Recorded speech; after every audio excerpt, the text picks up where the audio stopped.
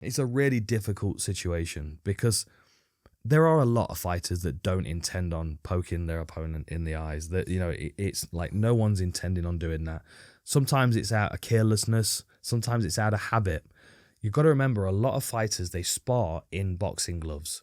So in circumstances when they're sparring in boxing gloves and their opponent runs at them and they post, what they're doing with their hand inside the boxing glove is irrelevant because the fingers are covered. As soon as they take that boxing glove off and put gloves on where their fingers are exposed and they do the same thing, then it becomes problematic. There are a lot of times when people are... I remember cornering Adam Amasinga, and something that I'm a big fan of when I'm throwing a low kick to the lead leg is to tie up the back wrist. So as I'm dropping over for the kick, I'll twist and I'll put my hand or my arm across my opponent's guard, particularly towards their backhand, just to make the space a bit safer for me to move into. And Adam did the same thing, correct technique, etc. But as he did it, because he was used to wearing boxing gloves, he caught his opponent in the eye, completely unintentional, and it does happen. I will say, though, that if the punishments were more stringent, I do feel like it would happen less. And I feel like if they fixed the gloves, it would happen even less again. What I'll do next week for Aftermath is I'll get a whole mess of gloves out on the table, and I'll kind of show you, because I've got pretty much all the gloves. I've got the Rising, and the UFC and Bellator and PFL, and I've got a whole selection of gloves from all the big organizations as well as, you know, some of the smaller ones. And some of them are doing really interesting things with their gloves, like what's the Chinese promotion? They've done this kind of weird thing where there's like a padding to cover the thumb, but the thumb doesn't go in it. I'll show you. Art of War. There we go. For me, still the best gloves on the market are Fairtex.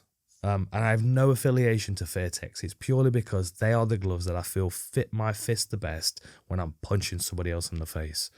I had my own pair of Fairtex gloves, and if I was going to events and I didn't know whether they were going to have gloves for me to use, I would always have a pair of Fairtex with me because they were the most comfortable, the most compact. They were nicely rounded. They kept my fist closed. I didn't have to fight against them to open my hands necessarily, but they weren't pulling my hands open.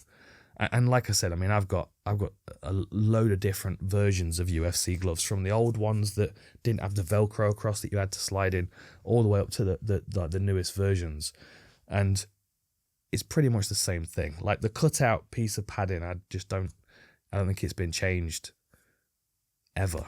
I think, you know, ever since this model of gloves has been used, I think the standard has been pretty much the same.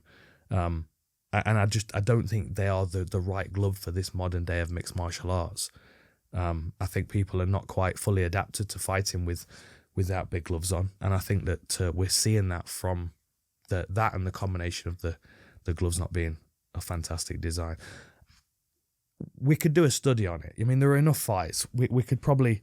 There's someone out there that could probably do a study in this and tell us which gloves create the most eye pokes. But from my personal experience, honestly, like, we see a lot of eye pokes in the UFC, and we don't see them nearly as much in other organizations. And it's unfortunate. And the thing is as well, I'm sure there's a reason why they haven't changed that design of glove. I'm sure there's a reason. I don't know what it is. My main focus is to make sure that all fighters retire at the end of their career with 2 eyeballs, and that doesn't always happen. But when you think even if you think about it from a business perspective, like, look at that fight against Muradov and Hizriev, right? The fight was 11 seconds in. I was very excited about it. You were very excited about it. Muradov is a killer. Hizriev is a killer. We got 11 seconds. Both fighters got their show money because it was a no contest, and the UFC is probably I don't know, $30,000-$40,000 lighter, and we were all robbed of a fight. And you know, I feel like maybe not that particular fight could have been saved by fixing the gloves, but certainly I feel like we could have had a few fights that would have been wouldn't have ended the way they did. Certainly, that's for sure.